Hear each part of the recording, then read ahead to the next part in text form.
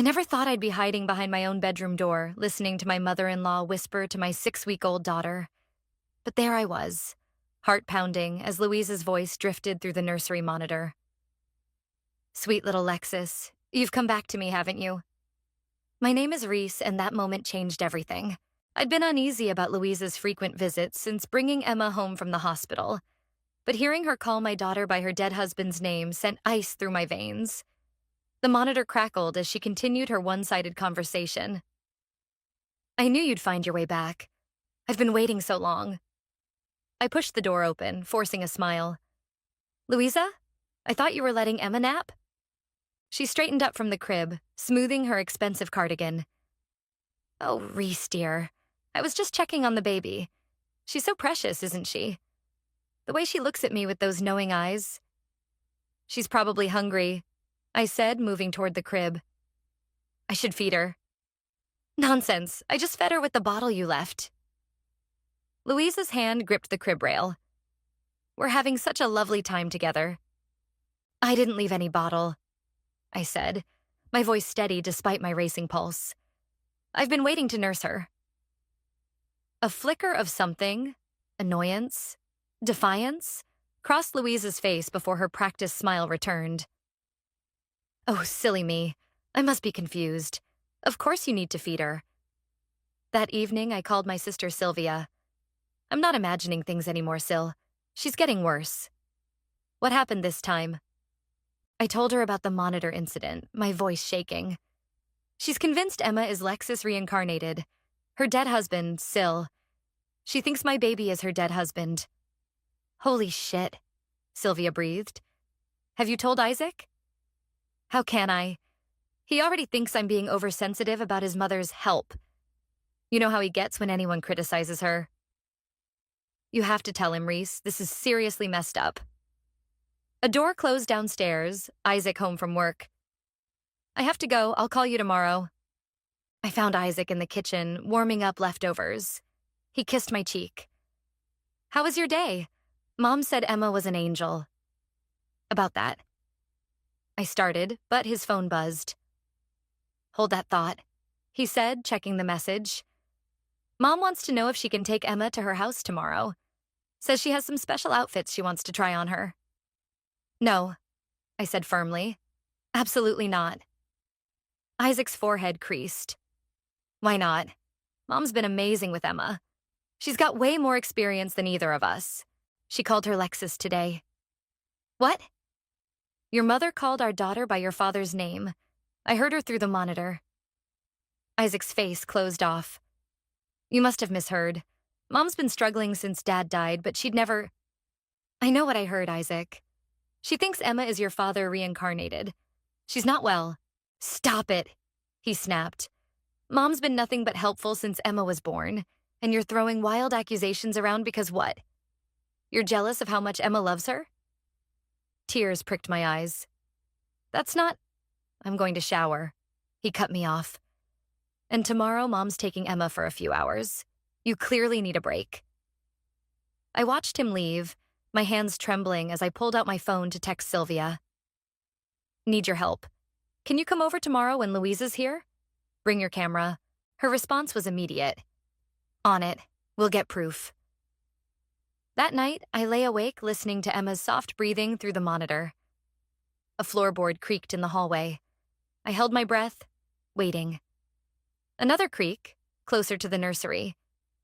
I slipped out of bed, careful not to wake Isaac. As I approached the nursery, I heard humming, an old lullaby. My stomach dropped as I recognized Louisa's voice. She stood over Emma's crib in her nightgown, one hand reaching down to stroke my daughter's cheek. "Soon, my love," she whispered. "Soon we'll be together properly again." I cleared my throat. Louisa jerked around, her eyes wild for a moment before recognition set in. "Oh, I was just—" She gestured vaguely at the crib. "I'm staying in the guest room, and I thought I heard crying." "Emma's fine," I said coldly. "I can handle my daughter. Our daughter," Louisa corrected softly, then caught herself. "I mean, our family's precious girl." As I watched her glide back to the guest room, I knew I needed more than just Sylvia's camera. I needed a plan. Because one way or another, I was going to protect my daughter from whatever madness had taken root in Louisa's grief-twisted mind. And God help anyone who tried to stop me. Sylvia arrived the next morning before Louisa, carrying a small duffel bag. "I brought everything we need," she whispered, pulling out a tiny camera disguised as a teddy bear. "It records when it detects motion." "You're sure it's legal?" I asked, bouncing Emma gently. "Completely. It's your house and you're protecting your child." She positioned the bear on the nursery shelf, angling it toward the crib. Besides, if Louisa's not doing anything wrong, she has nothing to worry about. The doorbell rang and I tensed. Louisa swept in, carrying shopping bags. "Good morning, darling. Oh, and Sylvia's here too." Her smile tightened. "I thought we were having family time today." "Sylvia is family," I said firmly. "She's helping me organize Emma's closet." "How domestic." Louisa set down her bags. "I brought some special things for the baby. Family heirlooms, actually." She pulled out a yellowed christening gown. "This was Lexus's. I've been saving it." Sylvia caught my eye. I forced myself to stay calm. "That's very thoughtful, but we already have Emma's christening gown." "This one is more appropriate," Louisa insisted. "It has history, connection." She stroked the fabric. "Lexus would want his daughter wearing it." "Emma isn't Lexus's daughter," I said sharply. "She's Isaac's." Louisa's eyes took on that familiar, faraway look. "Of course, dear. That's what I meant." Throughout the morning, Sylvia documented everything while pretending to fold baby clothes. Louisa's strange comments. Her insistence on calling Emma Little One instead of her name. The way she positioned herself between me and my daughter at every opportunity. Around noon, Isaac called. "How's everything going?" "Your mother brought your father's christening gown," I said quietly. A pause. "That's nice of her. A family tradition." "Isaac, she said Lexus would want his daughter wearing it." "Stop twisting her words," he snapped. "I'm sure she meant I'm recording her." I cut in. "Today, right now. If you don't believe me, you can see for yourself." The line went silent. Then, "You're spying on my mother?" "I'm protecting our daughter." He hung up. Sylvia squeezed my arm. "He'll understand when he sees the evidence." Later, while Sylvia distracted Louisa with lunch, I checked the teddy bear footage. My blood ran cold as I watched Louisa lean over the crib during Emma's nap, whispering, "I won't let her keep us apart, my love. She doesn't understand our connection." That night, after Louisa left and Isaac retreated to his home office, I fed Emma and put her to bed. The house settled into silence, broken only by the soft whir of the baby monitor. At 2 a.m., a shadow passed my bedroom door. I was already awake, waiting. I followed silently, phone recording in my hand. Louisa stood in the nursery, fully dressed, holding my sleeping daughter. "What are you doing?" My voice cut through the darkness. Louisa clutched Emma tighter. "She needs to come home with me. You're keeping her from where she belongs." "Put my daughter down, now." "She's not just your daughter." Louisa's voice rose. "She's more than you could ever understand. I see him in her eyes. The way she looks at me. She knows who she really is." Emma stirred, whimpering. I stepped forward. "You're going to hurt her." "I would never." Louisa gasped. "I love her. She's my second chance. My Lexus." "Mom?" Isaac appeared in the doorway, face pale. "What's going on?" Louisa turned to him, desperate. "Isaac, help me make her understand. Your father has come back to us. Can't you see it?" Isaac moved slowly, hands raised. "Mom, give Emma to Reese." "But now, Mom." Tears streaming, Louisa let me take Emma. I backed away, shielding my daughter as Isaac guided his mother out. I called Sylvia immediately. She arrived just as Isaac returned to the nursery. "I've called Leo," he said, naming his brother. "He's coming to take Mom home." He wouldn't meet my eyes. "I'm sorry, I should have listened." We need to do more than just send her home, I said, showing him the videos. This isn't going to stop. What do you suggest? I looked at Sylvia, then back at my husband. First, we change the locks. Then we get her help, real help, whether she wants it or not. She's still my mother, he said quietly, and this is our daughter. I held Emma closer. We protect her first. As we waited for Leo, I watched the sunrise through the nursery window, knowing this was just the beginning. Louisa wouldn't give up easily, but neither would I. The next week passed in a blur of security upgrades. We installed cameras throughout the house, changed the locks, and added motion sensors. But Louisa was craftier than we expected. She's been calling my friends, Isaac said one morning, rubbing his temples, telling them she's worried about Emma's safety. With us. I nearly dropped my coffee. What exactly is she saying? That you're unstable, that you're keeping her grandchild from her. She's twisting everything, Reese. A text from Sylvia lit up my phone. Check your email. Now. I opened it to find screenshots of a private Facebook group. Prayers for baby Lexus. My stomach lurched as I scrolled through Louisa's posts. Look at this. I thrust the phone at Isaac. Your mother created a whole group about Emma, calling her Lexus. There are dozens of members. Isaac's face darkened as he read. She's telling people you renamed her daughter against her wishes. That Emma is actually named Lexus after Dad. This is getting out of hand. I paced the kitchen. We need to... The doorbell rang. Through the security camera, I saw Louisa standing there with an elderly couple I didn't recognize. Don't answer it, Isaac warned, but I was already moving. I opened the door partway, keeping the chain on. Can I help you? Reese, dear. Louisa's voice dripped honey. These are old friends of Lexus's. They've come to see the baby. Her name is Emma, I said firmly. And we're not accepting visitors. The elderly woman stepped forward. We just want to see little Lexus. Louisa's told us everything. There is no Lexus here, I snapped, slamming the door. Through the window, I watched them console Louisa as she broke into theatrical sobs. My phone buzzed. Lana, my neighbor, calling. Reese, there's something you should see. She sent a video of Louisa in her backyard, conducting what looked like a ceremony with candles and photos. She's been doing this every night this week, always talking about bringing him home. That evening, while Emma napped, I searched Louisa's name online. News articles popped up from 20 years ago. Local woman claims deceased sister possessed family dog. My hands shook as I dug deeper. Isaac, I called. Your mother's done this before. He read the articles, face growing paler. I remember this.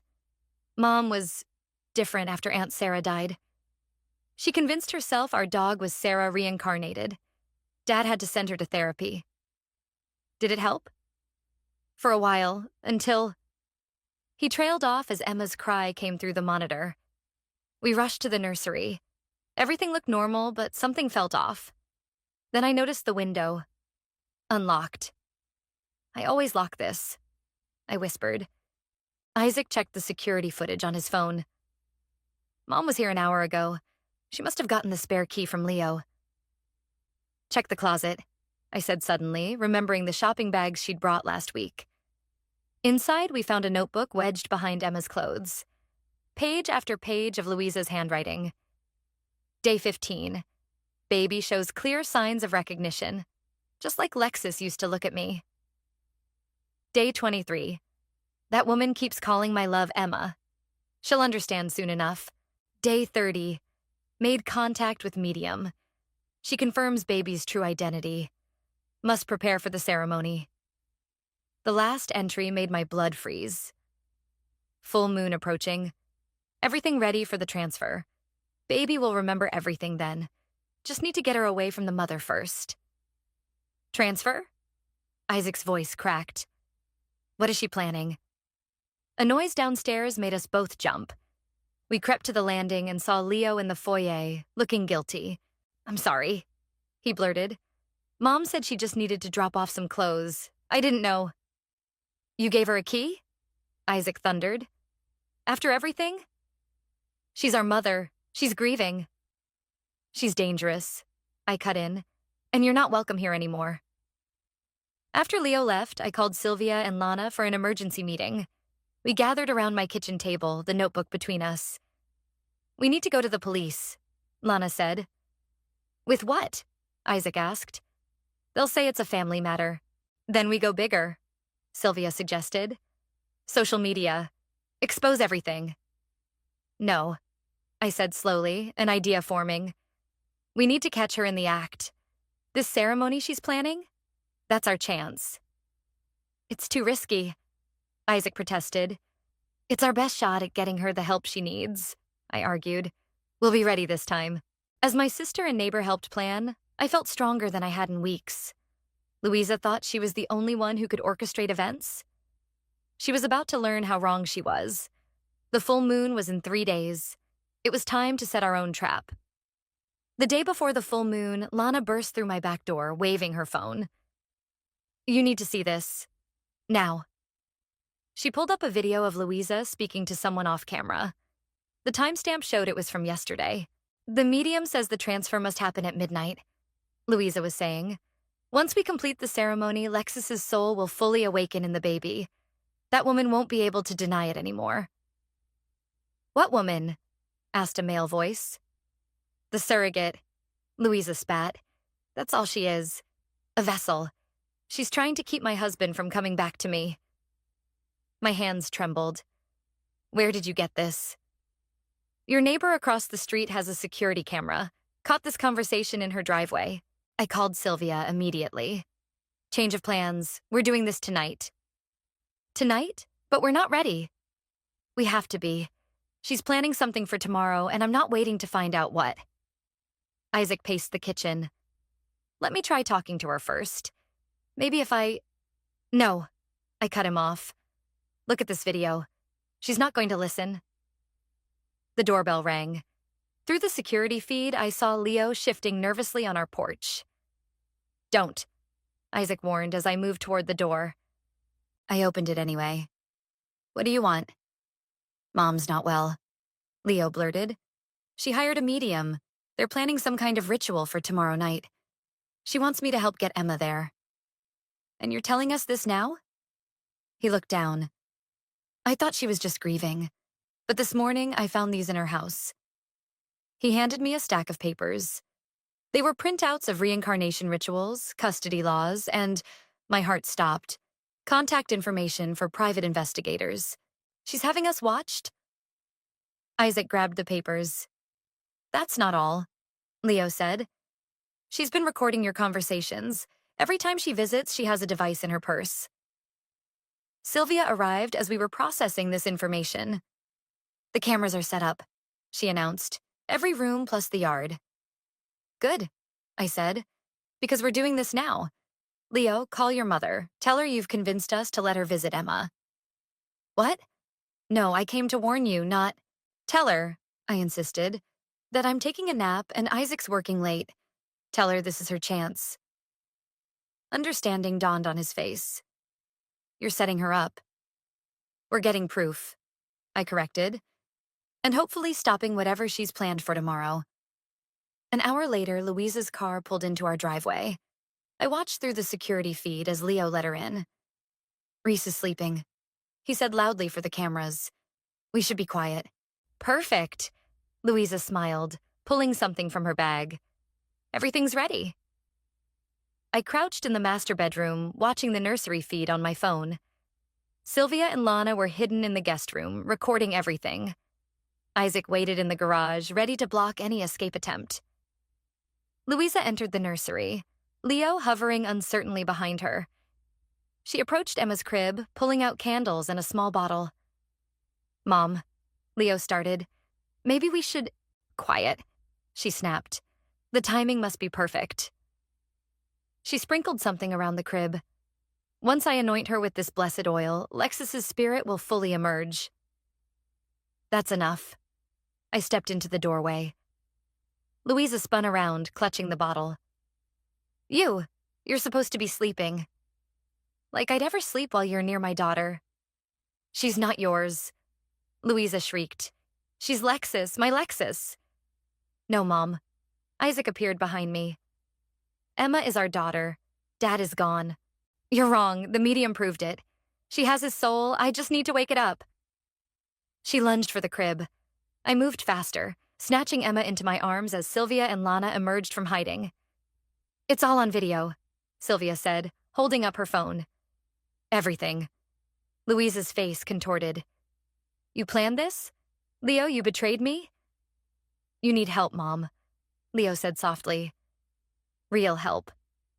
I'm trying to bring your father back. Don't you want that? Dad's dead. Isaac's voice broke. And you're scaring us. Louisa looked around wildly, seeing the phones recording her, the evidence of her madness captured forever. Her shoulders slumped. You don't understand, she whispered. None of you understand. We understand you're sick, I said firmly. And now we have proof. So you have two choices. Get professional help, or we take this evidence to the police. She stared at Emma in my arms, something shifting in her eyes. For the first time, I saw fear there. I need to go. No. Isaac blocked the door. You need to choose. Now. The night stretched before us, heavy with the weight of what would come next. One way or another, everything would change after tonight. Louisa sat at our kitchen table, hands wrapped around an untouched cup of tea. The blessed oil and candles lay confiscated on the counter, along with her phone and purse. I want to see the videos, she said suddenly. Show me what you recorded. Sylvia glanced at me. I nodded. The footage played on her laptop. Louisa sprinkling mysterious powder, muttering incantations, reaching for Emma with that wild look in her eyes. As she watched herself, her face crumpled. I don't look well, do I? No, Mom, Isaac said gently. You don't. The doorbell rang. Leo returned with a woman in professional attire. The crisis counselor we'd called. Mrs. Underwood? The counselor sat across from Louisa. I'm Diana. Your family's concerned about you. They're trying to keep me from my husband, Louisa said, but her voice lacked its usual conviction. Your husband passed away 3 years ago, Diana said softly. Tell me about him. Tears spilled down Louisa's cheeks. I miss him so much. When the baby came, she has his eyes. The same look. I thought, you thought you could bring him back? A sharp knock interrupted them. Through the security camera, I saw 2 police officers at the door. I didn't call them. I whispered to Isaac. I did. Lana stepped forward. After I saw this. She handed me a letter. It was from a lawyer demanding immediate custody evaluation of Emma. You tried to take my daughter legally too? I turned to Louisa. It's my right. Some of her fire returned. I have evidence you're an unfit mother. My private investigator. You hired someone to spy on us? Isaac's voice rose. Diana intervened. Let's stay calm. Mrs. Underwood, these are serious actions you've taken. The police entered after Isaac opened the door. They reviewed our footage, the letter, the ritual items.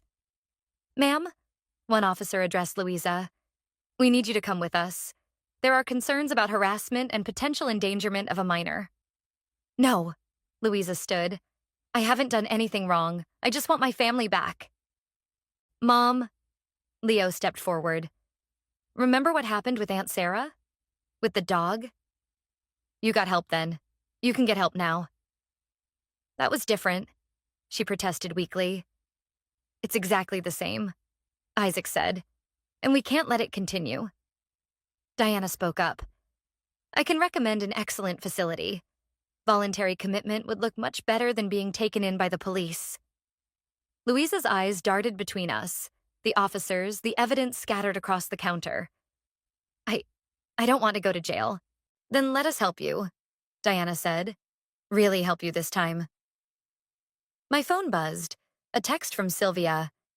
Check your email now. I opened it to find documents from Lana's contact at the courthouse. Restraining order paperwork, ready to file. A detailed record of Louisa's history of delusional episodes, witness statements from neighbors about the backyard rituals. Louisa, I said firmly, you have 2 minutes to decide. Voluntary treatment or we file everything we have. All of it. She crumpled into her chair. I just wanted him back, she whispered. The medium said it was possible. She promised. The medium took advantage of your grief, Diana said. Let's get you somewhere safe to work through this. Isaac? Louisa looked at her son. Will you still let me see Emma? After? When you're better, he said. When you can see her as Emma, not as Dad. She nodded slowly. I'll go. Voluntarily. The next hour passed in a blur of paperwork and quiet arrangements. Diana would accompany Louisa to the facility. The police took statements and evidence copies for their report. As they led Louisa out, she paused by the nursery. I'm sorry, she said softly. To all of you, but especially to Emma. I got lost in my grief. Get better, Mom. Isaac hugged her. Really better this time. After everyone left, I sank onto the couch, emotionally drained. Isaac sat beside me, taking my hand. I called the medium, Lana announced from the doorway. Turns out she's scammed other grieving families. Police are very interested in that information. Thank you. I squeezed her hand. All of you. We couldn't have done this alone. Family protects family, Sylvia said simply. The real kind of family, not the twisted version Louisa created. Emma's cry came through the monitor. A normal, healthy baby's cry. Not a reincarnated soul, not a vessel for someone's delusions. Just my daughter, needing her mother. As I went to her, I felt lighter. The battle wasn't completely over. There would be legal loose ends, therapy sessions, healing to be done. But for the first time in months, I could breathe freely in my own home. Sometimes protecting your family means standing up to family. And I'd do it again in a heartbeat. 2 weeks after Louisa's admission to the treatment facility, we gathered at Leo's house for what he called a family meeting. The tension in the room was thick enough to cut with a knife.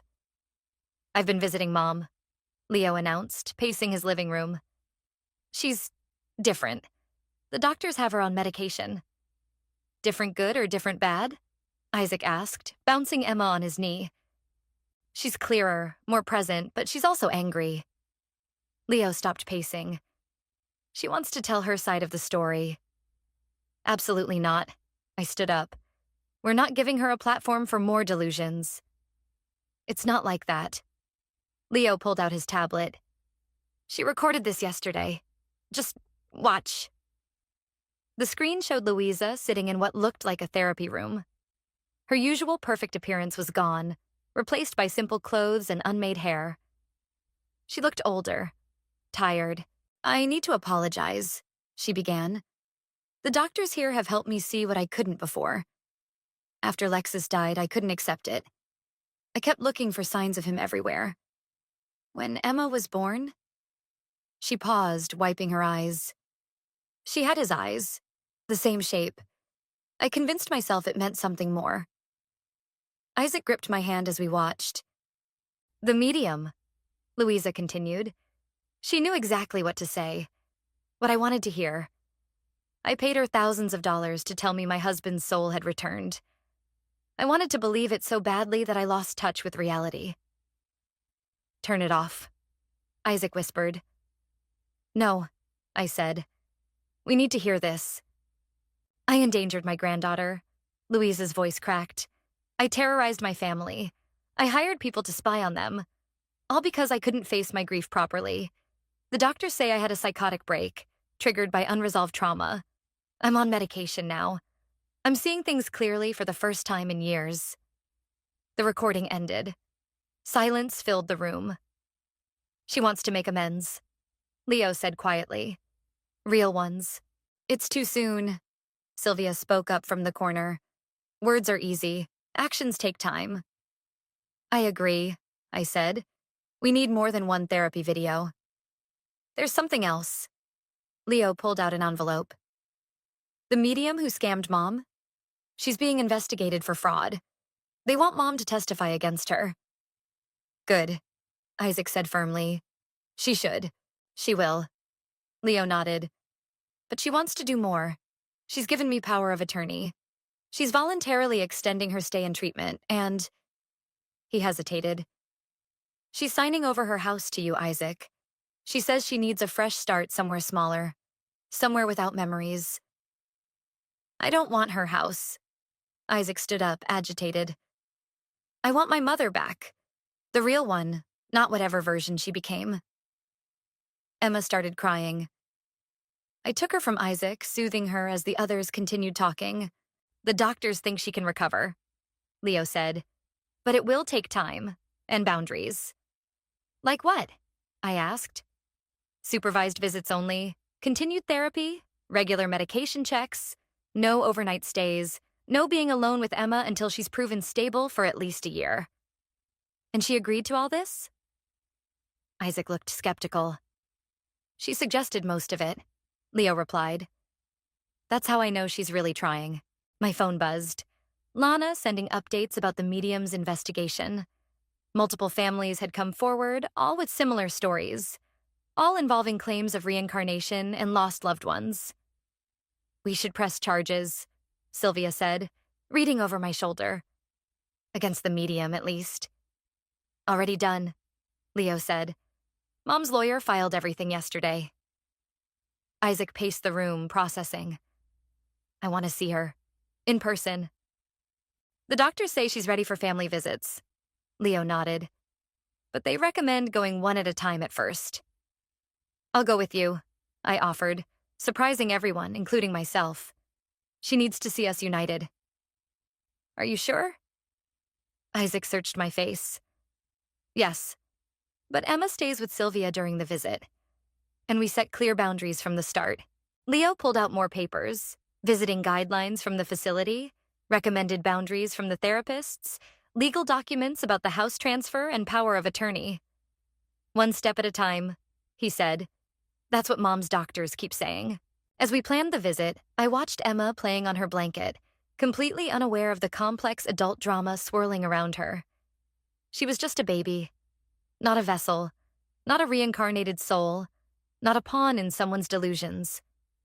Just my daughter, who deserved to know her grandmother once Louisa was truly well. Tomorrow, then? Isaac asked softly. I nodded. Tomorrow, but we do this our way. No compromises. The path to healing would be long, but at least now it felt like we were all walking in the same direction.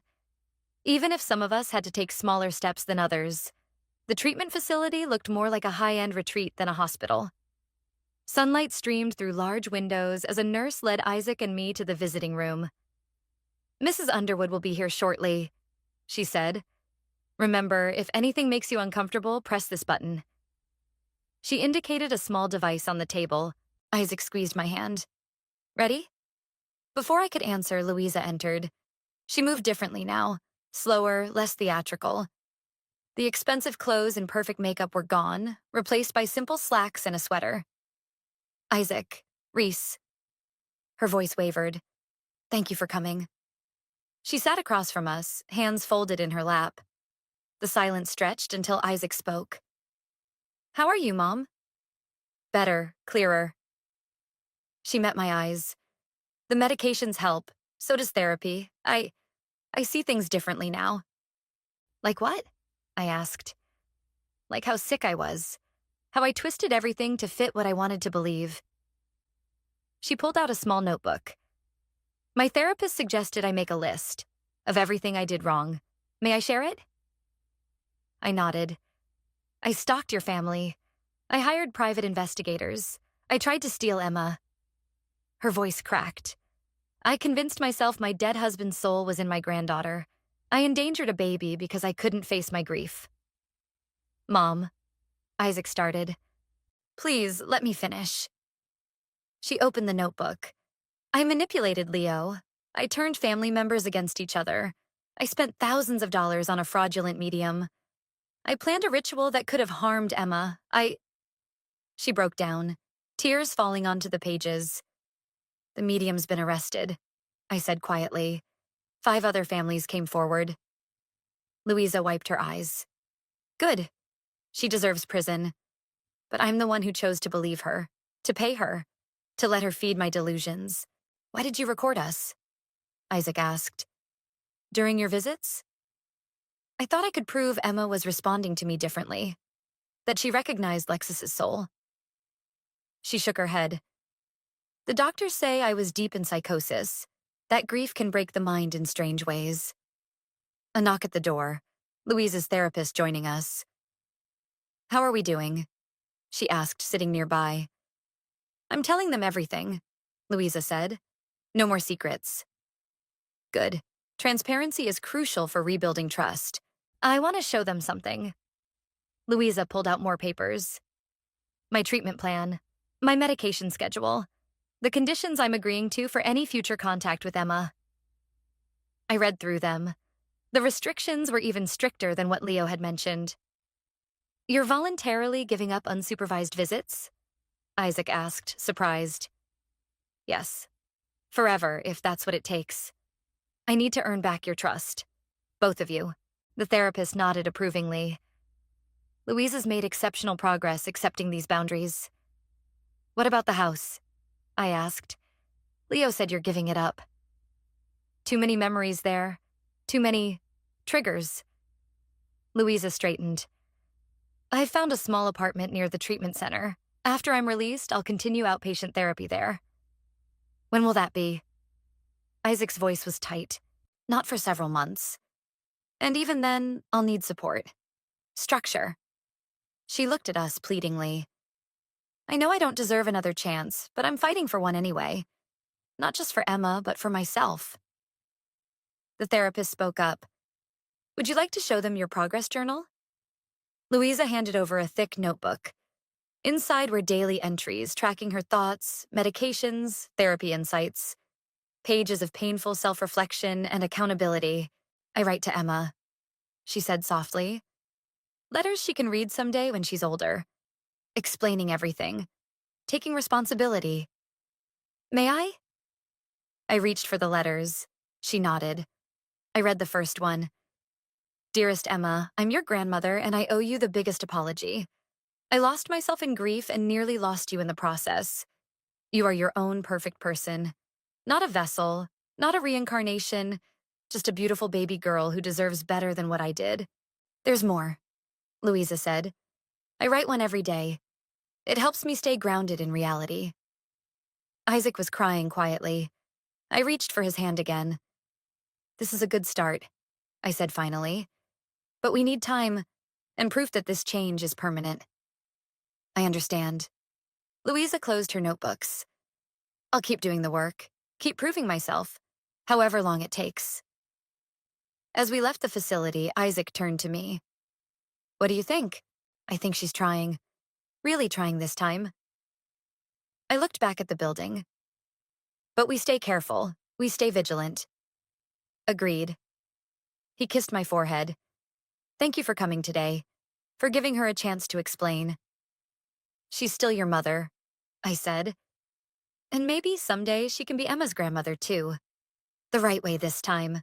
The sun was setting as we drove home, casting long shadows across the road.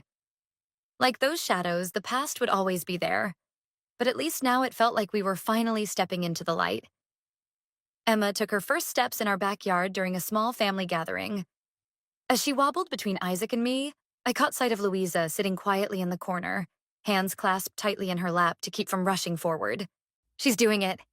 Sylvia filmed on her phone while Lana cheered from the sidelines. Emma plopped down on the grass, giggling. This time she crawled toward Louisa. May I? Louisa asked, looking at me. I nodded. Go ahead, Emma. Show Grandma how you can stand.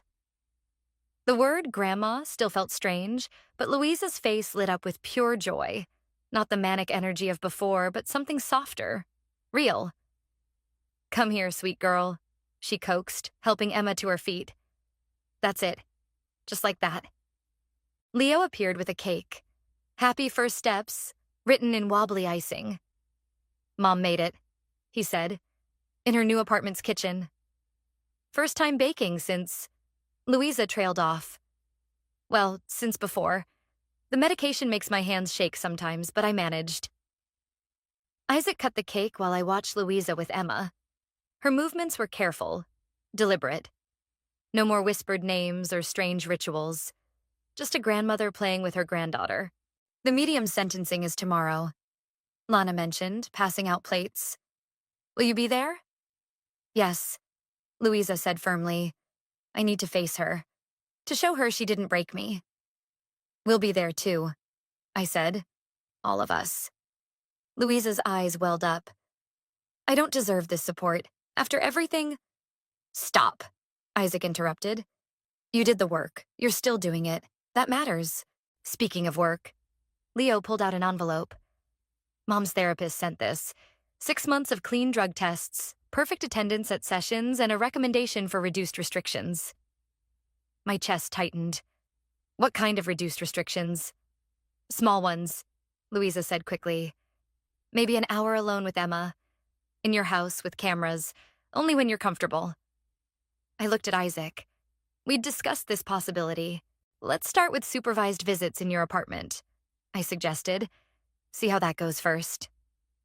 Really? Louisa brightened. You'd let me host? Under conditions, Isaac added. Cameras stay on. No unexpected guests. All medications logged. Of course, I'll childproof everything. You can inspect it first. Emma chose that moment to take 3 wobbly steps toward the cake, making everyone laugh. Just like her mother. Louisa said softly. Strong-willed, determined. She caught herself. Sorry, I know comparisons are still sensitive. It's okay. I surprised myself by meaning it. She is strong-willed, but she's her own person. Yes, Louisa agreed. Her own wonderful, unique person. Later, as the sun set and Emma dozed in Isaac's arms, Louisa pulled me aside. I have something for you. She handed me a USB drive. All my therapy journals, the letters to Emma, everything. You should have them to decide when, if, she ever reads them. Thank you. I pocketed the drive. That means a lot.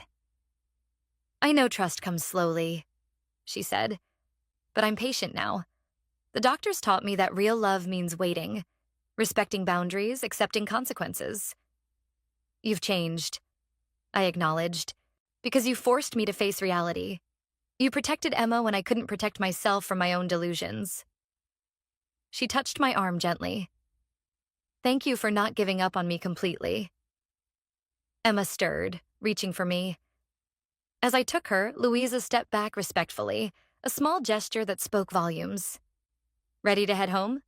Isaac asked, gathering Emma's toys. Actually, I said, why don't we help your mom clean up first? Emma can nap in the travel crib. Louisa's face lit up. I'll make coffee. The normal kind, she added with a self-deprecating smile. No special herbs or blessed water this time.